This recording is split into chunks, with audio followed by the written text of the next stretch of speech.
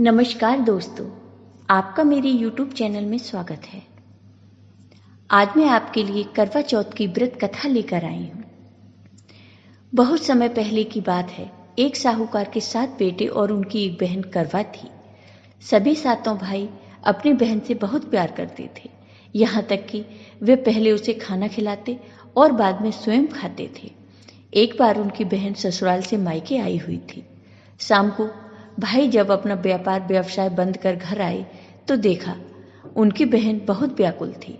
सभी भाई खाना खाने बैठे और अपनी बहन से भी खाना खाने का आग्रह करने लगे, लेकिन बहन ने बताया कि उसका आज करवा चौथ का निर्जला व्रत है और वह खाना सिर्फ चंद्रमा को देखकर, उसे अर्घ्य देकर ही खा सकती है। चूंकि चंद्रमा अभी तक नहीं निकला है, इसलिए वह भूख प्यास से व्याकुल हो उठी है। सबसे छोटे भाई को अपनी बहन की हालत देखी नहीं जाती और वह दूर पीपल के पेड़ पर एक दीपक जलाकर चलने की ओट में रख देता है।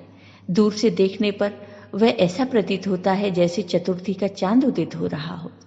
उसके बाद भाई अपनी बहन को बताता है कि चांद निकल आया, तुम उसे अर्घ्य देने के बाद भोजन कर सकती हो। बहन खुशी के मारे सीढ़ियों पर चढ़कर चांद को देखती है, उसे अर्घ्य देकर खाना खाने बैठ जाती है। वह पहला टुकड़ा मुंह में डालती है तो उसे छींक आ जाती है। दूसरा टुकड़ा डालती है तो उसमें बाल निकल आता है और जैसे ही तीसरा टुकड़ा मुंह में डालने की कोशिश करती है तो उसके पति की मृत्यु का समाचार उसे मिलता है। वह इससे बहुत परेशान हो जाती है। उसकी भाभी उसे सच्चाई से अवगत कराती हैं कि उसके साथ ऐसा क्यों हुआ। करवा चौथ का व्रत गलत तरीके से टूटने के कारण देवता उससे नाराज हो गए और उन्होंने ऐसा किया है। सच्चाई जानने के बाद करवा निश्चय करती है कि वह अपने पति का अंतिम संस्कार नहीं होने देगी और अपने सतीत्व से उन्हें पुनर्जीवन दिलाकर रहेगी। वह पूरे 1 साल तक अपने पति के सबके पास बैठी रहती है, उसकी देखभाल करती है, उसके ऊपर उगने वाली सुई नुमा घास को वह एकत्रित करती है। 1 साल बाद फिर करवा चौथ का दिन आता है। उसकी सभी भाभियां करवा चौथ का व्रत रखती हैं। जब भाभियां उससे आशीर्वाद लेने आती हैं तो वह प्रत्येक भाभी से यम सुई ले लो, पीर सुई दे दो, मुझे भी अपनी जैसी सुहागिन बना दो, ऐसा आग्रह करती है। लेकिन हर बार भाभी उसे अगली भाभी से आग्रह करने का कह चली जाती है। इस प्रकार जब 6ठे नंबर की भाभी आती है तो करवा उससे भी यही बात दोहराती है। यह भाभी उसे बताती है, चूंकि सबसे छोटे भाई की वजह से उसका व्रत टूटा था, अतः उसकी पत्नी में ही शक्ति है कि वह तुम्हारे पति को दोबारा जीवित कर सकती है। इसलिए जब वह आए तो तुम उसे पकड़ लेना और जब तक वह तुम्हारे पति को जिंदा न कर दे उसे नहीं छोड़ना। ऐसा कहकर वह चली जाती है। सबसे अंत में छोटी भाभी आती है।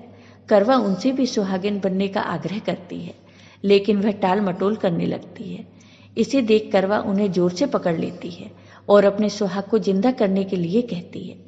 भाभी उससे छुड़ाने के लिए नोचती है, खसोटती है, लेकिन करवा नहीं छोड़ती।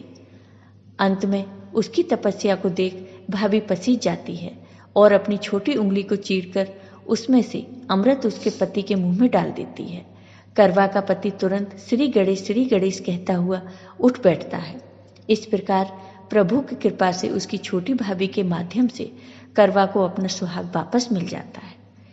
तो हे श्री गणेश, हे माँ गौरी, जिस प्रकार करवा को चिर सुहागन का वरदान आपसे मिलता है, वैसा ही सब सुहागनों को मिले। जय हो करवा माँ, जय हो भगवान गणेश की, जय हो माँ गौरी की। आपको ये वीडियो पसंद आया हो तो लाइक कीजिए, शेयर कीजिए और मेरे चैनल को सब्सक्राइब कीजिए।